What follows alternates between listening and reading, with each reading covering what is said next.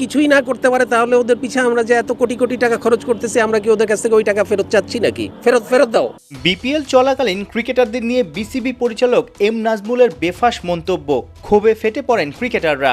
একদিন বন্ধও ছিল খেলা, যদিও ওই ঘটনায় সরি পর্যন্ত বলার প্রয়োজন মনে করেননি আলোচিত সমালোচিত এম নাজমুল। অনেকেই মজা করে বিপিএলকে বলে বাংলাদেশ প্রবলেম লিগ। সত্যিই তো এই টুর্নামেন্টের সমস্যার শেষ নাই। ফাইনাল হয়েছে গেল 23 জানুয়ারি। 2 মাস পেরিয়ে গেলেও এখনও নাকি চুক্তির অর্ধেক টাকাই পায়নি ঢাকা ক্যাপিটালসের খেলোয়াড়রা। এমন অপেশাদারিত্বের কারণেই কি বিপিএল এর মান পড়তে পড়তে তলানিতে? টুর্নামেন্টের সদস্য সচিব ইফতেখার মিঠু কতটা লজ্জিত? এখনও তাদের হিউজ পরিমাণ টাকা বাকি, মোর দেন 3 crore টাকা, হ্যাঁ, according to the players. So এখন আমাদের তো একটা আজকে 60 দিন হয়ে গেছে, এটা ধৈর্যর একটা লিমিট আছে। সো আমরা অ্যাকচুয়ালি এই উইকেই আমরা একটা অ্যাকশানে চলবে। আমাদের কাছে ওনাদের 5 কোটি টাকার ব্যাংক গ্যারেন্টি আর 5 কোটি টাকার চেক আছে।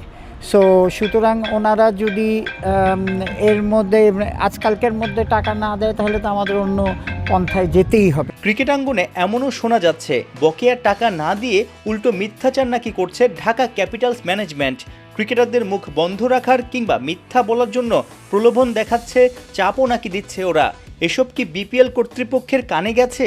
প্লেয়াররা একটা কথা বলতেছে, উনি এক কথা বলতেছে। সো আমি ওনাকে একটা মেসেজও দিয়েছি যে ঠিক আছে আপনার প্লেয়ারদের সামনে আসেন, আমরা মিটিগেট করি। উনি বললে তো হলো না, আমাদের রিকনসাইল করতে হবে বিটুইন প্লেয়ার অ্যান্ড আপনার ফ্র্যাঞ্চাইজি।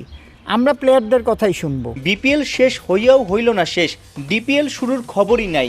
বিসিবি নির্বাচনে কারচুপির অভিযোগ তুলে ঢাকার অধিকাংশ ক্লাব বেঁকে বসায় বড় ক্ষতিটা হচ্ছে ক্রিকেটারদের। আমার রিকোয়েস্ট যে ক্লাবগুলি আছে তাদের কাছেও যে এটা প্লেয়ারদের আপনার এটাই আর্নিং। সুতরাং এই প্রিমিয়ার লিগ প্লেয়ার বলেন এদের উচিত যে প্রিমিয়ার লিগটা হয়ে যাওয়া উচিত। বিপিএল ডিপিএল ইস্যুতে স্থবির দেশের ক্রিকেট। খেলোয়াড়রা যাবে কার কাছে? সভাপতি বুলবুল অস্ট্রেলিয়ায়, মাস দেড়েক ধরে খবরই নাই। সাইফুল রূপক, ৭১।